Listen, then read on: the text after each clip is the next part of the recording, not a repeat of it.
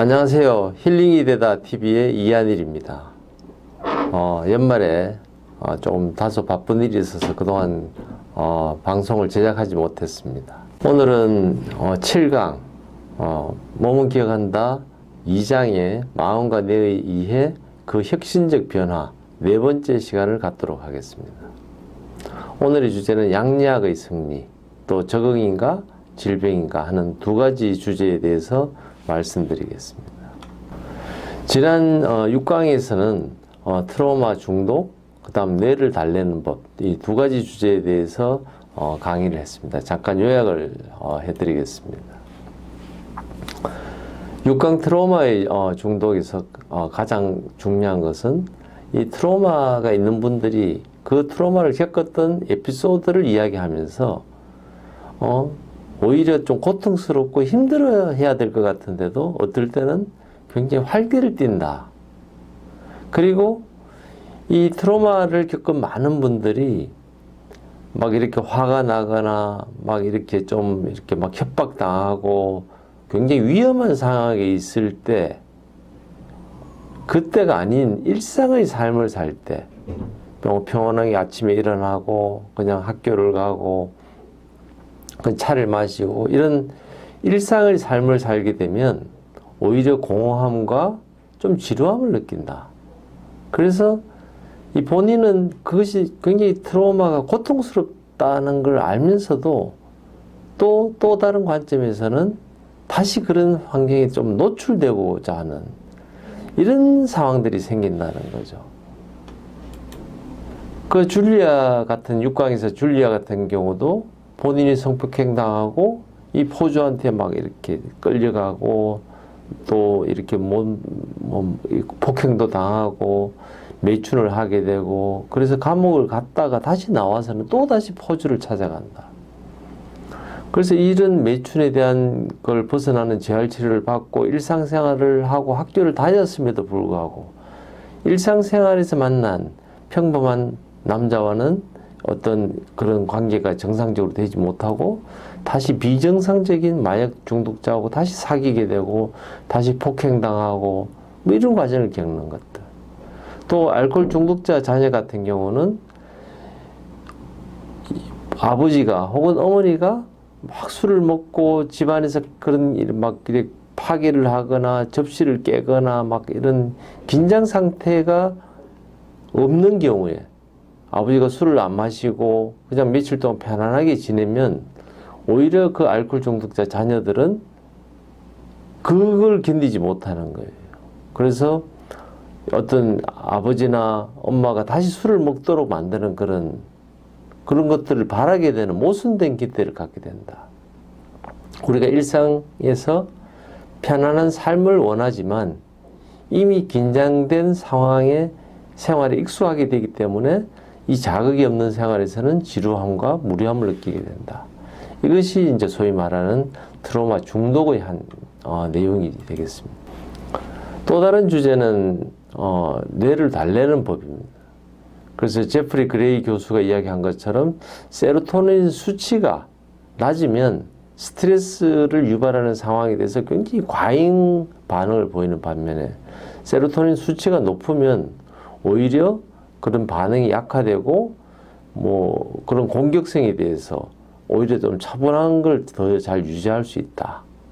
그래서 프로작이라는 그 엘라이 릴리에서 만들어진 약을 콜크 박사도 처음 투여를 해보니까 이 음식을 막 배가 음식을 가득 먹었음에도 불구하고 끊임없는 폭식을 하는 그런 자매가 오히려 이 프로작이라는 약을 먹고 나서는 뭐 배고플 때만 약을 먹고 밥을 먹고 음식을 먹고 나머지 시간에는 그냥 숙제도 하고 일상의 공부도 하고 일상의 삶을 이어갈 수 있었다.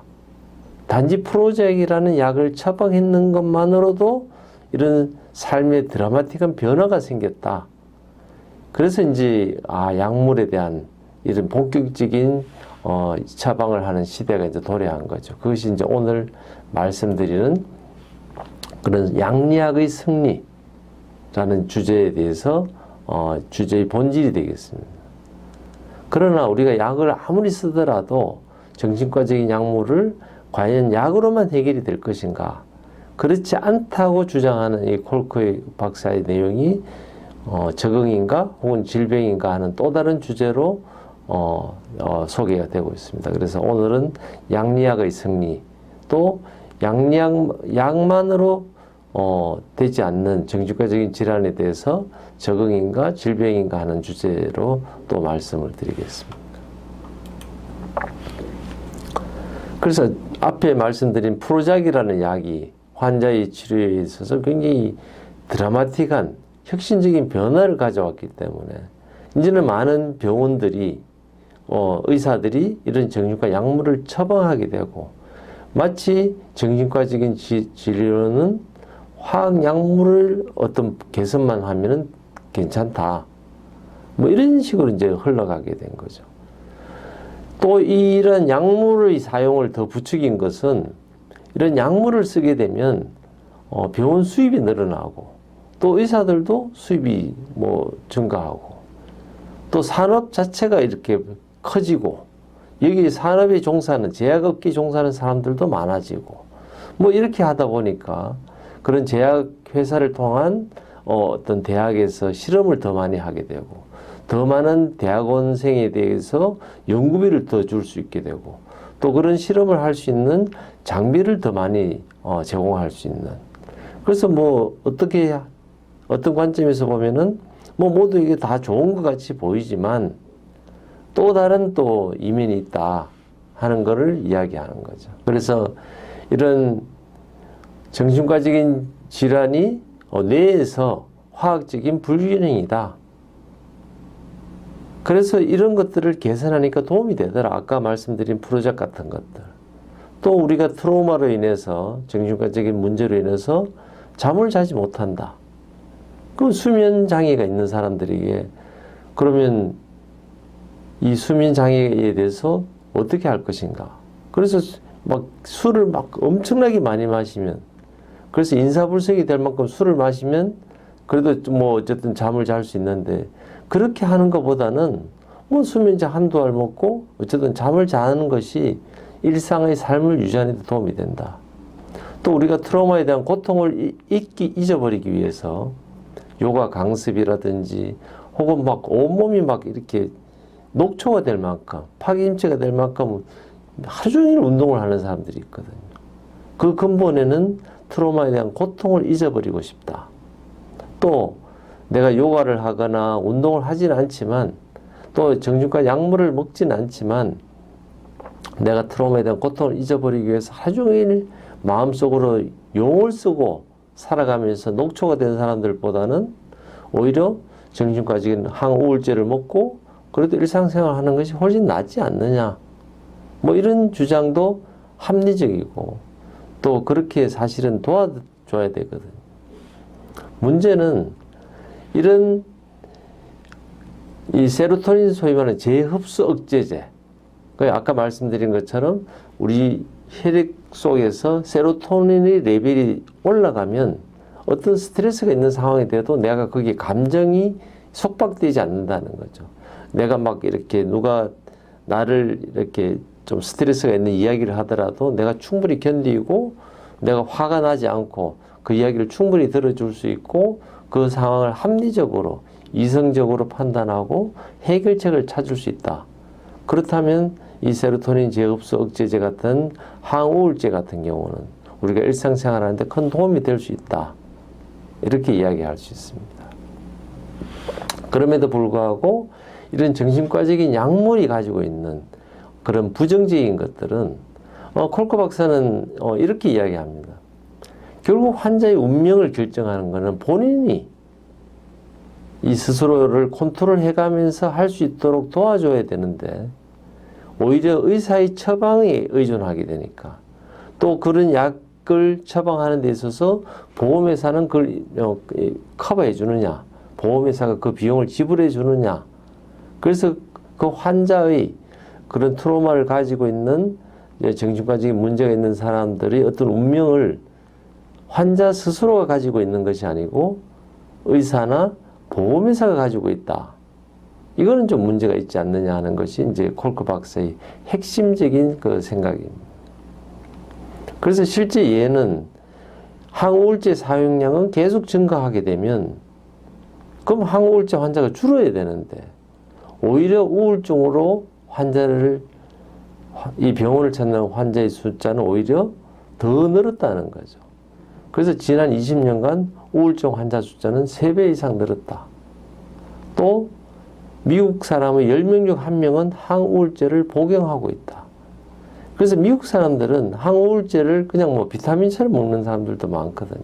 내가 좀 우울하거나 좀 불편하면 항우울제를 먹고. 그래서 지난번 그런 강의에서도 말씀드린 것처럼 미국 사람들은 어떤 상담을 받는 것, 정신과적인 상담을 받거나 이런 거에 대해서 별로 뭐 이렇게 심각하게 생각하지 않는다는 거죠.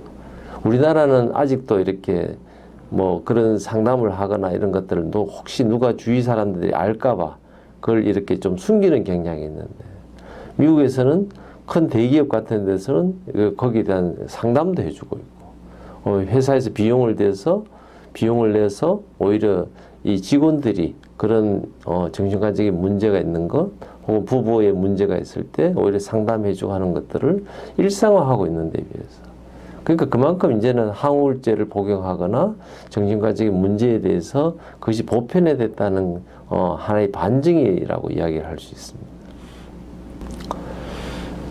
그래서 이런 정신과적인 약물 뭐 아빌리파이라든지 리스페르달 혹은 자이프렉사, 세로켈 같은 이런 미국에서도 가장 많이 팔리는 약들이 특히 2012년 기준으로 하면 아빌리파이 같은 경우는 한 15억 불 정도의 굉장히 큰 단일 약제로서는 굉장히 많이 팔리는 그런 이제 시장이 형성된 거죠. 그리고 1세대의 약물들인 뭐 처음 아까 말씀드린 프로작 같은 항우울제 같은 거보다 뭐 효과가 훨씬 더 낫다 이렇게 할 수 없음에도 불구하고 이런 이제 제약업계의 어떤 세일즈 이런 것들이 작용을 하다 보니까 메디케이드 같은 경우도 굉장히 거기에 대한 지출 비용이 늘었다는 거죠.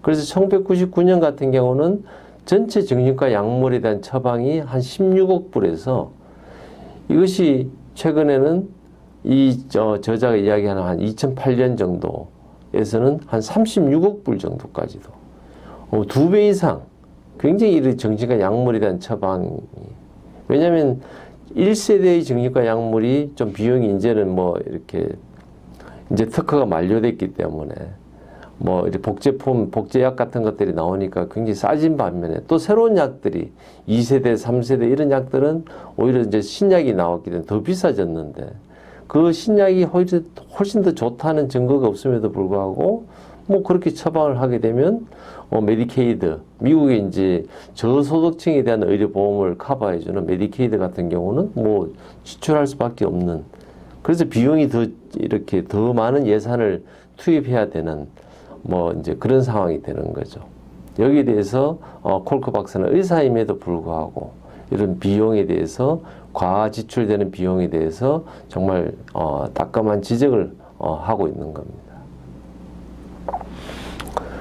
이 콜크 박사는 어디에 주목을 하고 있느냐면 그러다 보니까 이제 어린애들까지도 이런 정신과 약물을 투입하게 되고 그래서 이런 정신과 약물을 쓰게 되면 그 아이들이 그런 그 비정상적인 행동도 관리가 되고 또 막 이렇게 폭력성을 보이는 그런 행동들 뭐 남을 괴롭히거나 폭력을 행사하거나 혹은 막 이렇게 가정 내에서도 폭력적인 이런 상황들이 좀 덜 폭력적이 되는 관리가 되는 그런 상황이 되긴 하지만 이런 어린 애들까지도 이런 정신과 약물을 투여하다 보면 아이들이 가져야 되는 어떤 동기 유발 또 호기심 같은 것들 그리고 놀이를 하면서 친구를 사귀고 막 이렇게 정상적인 사회의 건강한 사람으로서 성장해 갈 수 있도록 하는 기회를 박탈한다는 거죠.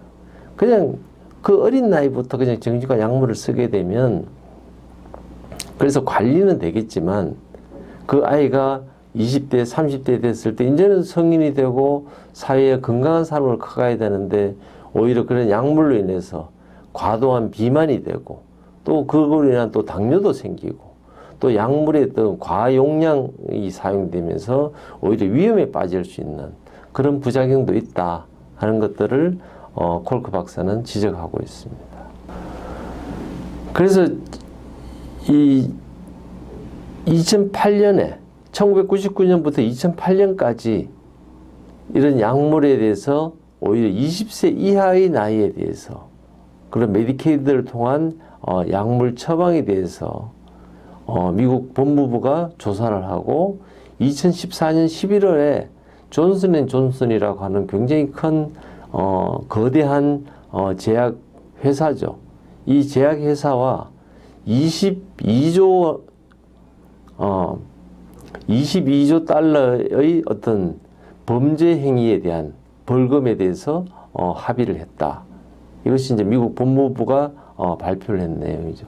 그러니까 이 존슨앤존슨에서 만들어진 정신과 약물에 대해서 20세 이하에 대해서 불법적으로 투여가 됐다. 거기에 대해서 존슨앤존슨이 인정하고 22억 불, 제가 잘못 이야기했습니다. 22억 불에 대해서 벌금을 부과하는 데 대해서 존슨앤존슨과 미국 법무부가 합의를 했다 하는 이야기들이 기사에 나와 있습니다. 그만큼 많은 약물들이 청소년에게도 처방이 되고 있다는 뜻이죠. 그래서 메디케이드의 어떤 보호를 받는 어린애들이 1.4%가 사실 정신과 약물의 처방을 받고 또 더 많은 빈도로 그러니까 한 10배 가까이 12.4%는 어떤 입양돼서 키워지는 아이들 뭐 우리가 예상할 수 있는 거죠. 정상적인 부모 밑에서 크는 아이들보다 입양돼서 다른 가정에 들어가서 성장하는 아이들이 정신과적인 트라우마도 많고 그러다 보니까 그 가정의 12.4%의 아이들이 그런 정신과적인 약물 처방을 받는다는 거죠. 그래서 미국 전체적으로도 1999년을 기점으로 해서 급증한 그런 정신과 약물의 처방에 대해서 잘 나타나 있습니다. 이러다 보니까 2004년에 마르시아 안젤, 그 다음에 아놀드 렐만 이런 의사가 미국의 가장 유명한 뉴 잉글랜드 저널 오브 메디신이라고 하는 유명한 의학 잡지의 편집장인 이 두 의사가 뉴욕 타임스에 기고한 글이 있습니다. 그 제목은 Physicians Educate Yourselves. 그러니까 의사들이 스스로를 교육해야 된다. 그럼 누가 교육을 여태까지 해왔느냐? 이런 정신과 약물에 대해서 오히려 제약회사가 그걸 교육을 하고 그리고 제약회사가 의사들이 그런 처방하도록 정신과 약물을 그 제약회사가 만든 약을 처방하도록 의사들에게 자꾸 교육을 하고 그런 하니까 이렇게 해서는 안 된다. 의사들이 스스로를 교육해야 된다. 뭐 어떻게 보면 당연한 것 같지만 약에 대한 정보라든지 뭐 이런 것들에 대해서 처음 신약 소개를 할 때는 그 제약회사는 의사들을 상대로 사실은 마케팅을 하게 되고 그러다 보니까 그 마케팅을 다녀온 의사들은 그런 정신과 약물을 쓰게 되고 뭐 병원 입장에서는 수입도 되고 또 환자들에 대해서도 눈에 띄는 관리가 되니까 또 환자들도 좋아하고 그래서 이 모든 흐름들이 이제는 이 제약회사에서 만든 약물로 정신과 환자를 치료를 해야 되겠다. 이런 쪽으로 이제 메인스트림이 옮겨간 거죠. 그러다 보니까 약을 쓰지 않고 치료하는 것에 대해서는 이제는 연구비가 거의 주어지지 않는다는 거죠. 이 콜크 박사가 나중에 그런 소개를 하겠지만 그런 요가를 통한 치료, 뭐 다른 또 여러 가지 그런 치료들이 있는데 약을 쓰는 것에 모든 사람들이 관심이 뭐 의사도 그렇고 또 제약회사도 그렇고 또 심지어 그런 고통을 받고 있는 환자들도 뭐 약물을 쓰는 거는 뭐 비타민 먹듯이 그냥 편안하게 하는 것이 일반 대중들도 또 의사를 만났는데 그런 상담을 하거나 어떤 그 약을 쓰지 않는 치료에 대한 상담보다는 빨리 약 처방받아서 하나를 먹고 그냥 일상으로 돌아가서 일상생활을 해야 되겠다. 뭐 이런 생각을 이제 다들 보편적으로 갖기 시작하는 거죠. 그렇지만 이 콜크 박사가 끊임없이 이야기하는 이 정신과적인 문제는 단순히 뇌에서 화학적인 불균형에 의한 뇌질환이다. 이렇게 볼 때 그것이 아니다 하는 것에 대해서는 이제 네 가지 내용으로 이야기를 하고 있습니다. 그래서 우리 한 인간이 우리 각자 가지고 있는 그 능력은 다른 사람을 해칠 수도 있지만 또 우리가 가지고 있는 능력은 다른 사람을 힐링을 시켜주고 회복시켜줄 수 있는 능력이 있다. 특히 다른 사람들과 어떤 관계를 가지면서 그런 공동체 생활을 통해서 이런 회복을 시켜줄 수 있다. 이것은 약물로 해결될 수 있는 게 아니거든요. 그러니까 약물을 쓰지 않아도 건강한 공동체가 있고 좋은 관계를 가지게 되면 정신과적인 문제가 회복이 되는 거는 그럼 어떻게 설명할 거냐. 단순히 화학적인 불균형만 가지고는 설명되지 않지 않느냐. 뭐 이런 이야기거든요. 또 우리가 사용하고 있는 이런 언어, 이 언어를 통해서 우리 경험을 다른 사람들하고 나누면서 그래서 그 내용들을 우리가 정확하게 알 수 있고 그리고 그 의미를 알 수 있다면 그 언어가 주는 우리가 힘, 언어를 통해서 우리도 바꿀 수 있고 또 다른 사람들도 바꿀 수 있는 그런 언어적인 힘은 약물하고 또 다르다는 거죠. 그 우리가 언어를 통해서 충분히 치료가 될 수 있는 부분도 있는데 단순히 약물에 의존하는 것은 그 화학적인 불균형만으로 설명되지 않는다. 또 우리가 숨을 쉬거나 움직이거나 서로를 타치하거나 이런 그 기본적인 활동을 통해서 우리 몸의 기능이 회복된다는 걸 알 수 있거든. 기능이 살아난다. 조절할 수 있다. 이런 것들은 약물하고 또 상관이 없는 것들이에요. 더 중요한 것 중에 하나는 우리가 어떤 아이들에 대해서 혹은 그 어른들조차도 그런 트라우마 가정에 있어서 위험을 받건 세이프하지 않는 그 가정에 대해서 우리가 안전한 공간을 주고 그들이 다시 그걸 살아갈 수 있도록 회복될 수 있도록 하는 사회적인 그런 환경을 만들어준다. 이런 것들이 뭐 단순히 약물만 가지고 이걸 개선할 수 있는 것이 아니다. 그래서 이런 환경을 그런 개선할 수 있는 거, 환경을 바꿀 수 있는 거 이런 것들이 통해서도 정신적인 진료가 가능하다. 그렇기 때문에 뭐 요약하자면 우리가 어떤 관계들, 어떤 공동체적인 생활, 또 언어적인 부분들, 또 우리가 일상에서 느끼는 어떤 숨 쉬거나 운동하거나 움직이거나 또 타치 이런 것들을 통해서 우리 스스로 어떤 기능이 회복되는 것들, 또 사회적인 어떤 환경들, 그러니까 이렇게 안전한 공간을 만들어 주거나 그런 프로그램을 제공해 주거나 이런 걸 통해서 회복시켜 주는 사회적인 그런 환경들의 개선 이런 것들을 통해서도 우리의 뇌 질환은 충분히 개선이 된다. 그래서 약물만 가지고 모든 것이 되는 것이 아니다. 더 중요한 것은 이런 회복할 수 있는 것들을 스스로 회복할 수 있도록 우리가 도와줘야 된다는 거죠. 근데 그런 환자들을 이렇게 힐링되는 프로세스에 같이 참여하고 그래서 스스로가 그런 것들을 회복시켜 나갈 수 있도록 도와주는 것이 아니고 오히려 약물을 통해서 그런 공동체에서 격리시켜 버리거나 그런 이 회복될 수 있는 것들을 오히려 박탈해 버린다면 오히려 환자들이 자연스럽게 이렇게 회복될 수 있도록 우리가 도와주는 것이 아니고 그냥 약을 써서 관리하는 것이다. 그래서 앞서 말씀드린 프로작이라든지 이런 1세대 약물부터 해서 시작된 정신과의 많은 약들이 실제로 많은 그런 감정에 속박되지 않고 회복될 수 있도록 도와주는 것은 맞지만 궁극적으로 그 사람들, 그 정신과적인 트라우마를 가지고 있는 분들이 회복될 수 있도록 가장 이렇게 내추럴한 방법으로 자연스럽게 도와줄 수 있는 것이 아니고 그걸 오히려 사회로부터 격리시키고 그런 기회를 박탈하는 것이 아닌가 이런 부분들을 우리가 생각해 봐야 되고 그래서 우리는 약물을 사용해서 그분들이 그런 감정에 너무 빠지지 않도록 도와줘야 되는 것도 분명히 해야 되지만 우리가 해야 되는 또 다른 거는 약물요법 말고도 또 이런 자연스럽게 회복할 수 있도록 우리가 무엇을 도울 것인가 하는 것도 생각을 해봐야 된다 하는 것이 이 콜커 박사의 생각인 것 같습니다. 이제 2강 내용은 이제 마무리를 하고 다음에는 이제 본격적으로, 그렇다면 우리가 정말 트로마의 실체를 알아봐야 되는데, 그 트로마의 실체를 알기 위해서 이제는 3장에서는 뇌 속을 들여다보다.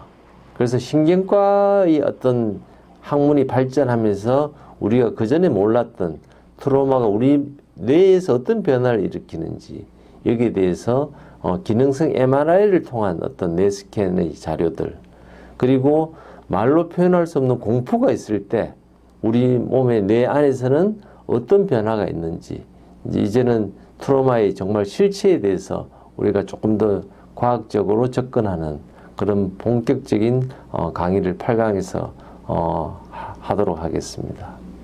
시청해 주셔서 감사합니다.